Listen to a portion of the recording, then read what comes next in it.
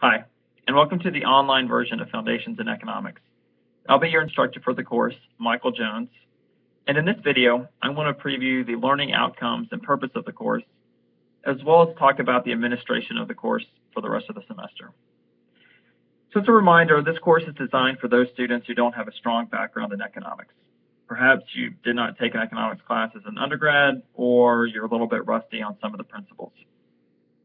So this course is going to provide a foundation for future coursework in courses like managerial economics, but it's also going to give you a set of practical tools and advice on how you can think about economics in your workplace.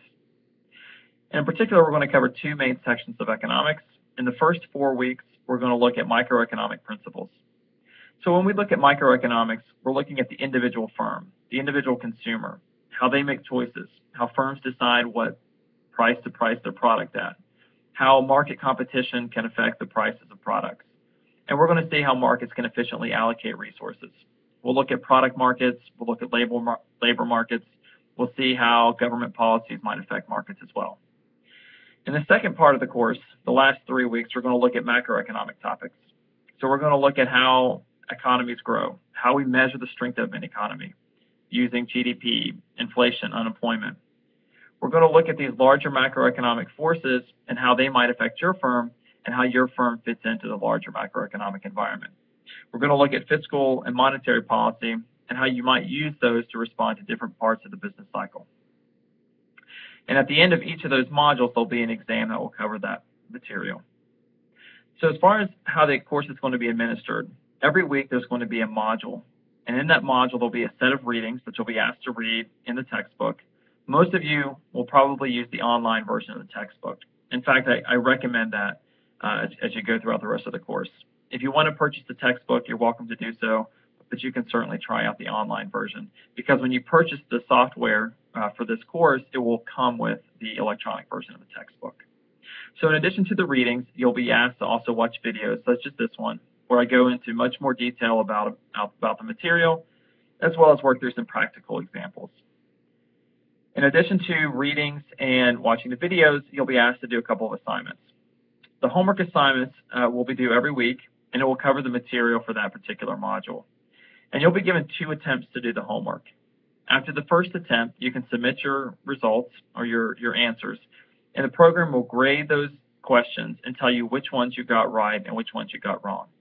At that point, you can go back into the homework assignment and just reattempt those questions which you got wrong, and then I will take your score after that second attempt. That second attempt is what will actually count for your grade.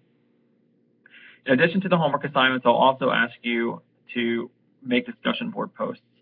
We'll have a discussion board for the duration of this course, and every week I'll pose a particular question around an economic topic, most likely related to your workplace. You'll be asked to make an initial discussion board post. The rubric for how I'm going to grade the discussion board post is found in the syllabus. And after you make your initial discussion board post, you'll be asked to select one of the posts from a fellow classmate and then respond to that post. And again, the rubric on the discussion board posts are found in the syllabus. There's also optional material that can be used to help you study for the course and learn the material. There'll be a link on the left-hand side of Blackboard called Learn Smart. And you can think of this as a set of flashcards that help you reinforce the concepts that you learn. So when you click on these particular assignments, they'll ask you, how sure are you about answering this particular question? And then you'll be asked a question around that topic. If you get it right, you'll go to a different topic. If you get it wrong, then you'll be reintroduced to another similar type of question. Again, this is entirely optional. You are not required to do it. It does not count for a grade. However, students in the past have found it helpful for studying for the exam. As far as contacting me for the course and how communication will work, I'll be communicating primarily via email and through Blackboard announcements. I'll be very responsive to email. So if you send me an email, I promise to respond within 1 business day. So within 24 hours, except the weekend, you'll get a response from me. Hopefully, many times it'll be quicker. You're also free to give me a call, and we can set up office hours by appointment. So you can either send me an email and we can set up a video conference like I'm doing here, or we can answer questions over email or over phone. However you'd like to get help in this course, I'm always available via email, phone, or video conferencing. And so I'll just close with telling you a little bit about myself. This is my third year at the University of Cincinnati. In addition to teaching, I also am the Director of Research at the Economics Center. The Economics Center is an applied research arm of the College of Business where we look at different economic issues. So prior to pursuing a PhD, I used to work for several years at a market research firm in Cincinnati called the Nielsen Company.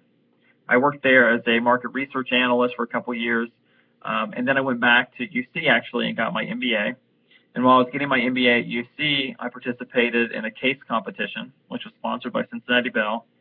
And I ended up winning the case competition and getting hired to work at Cincinnati Bell to implement the project.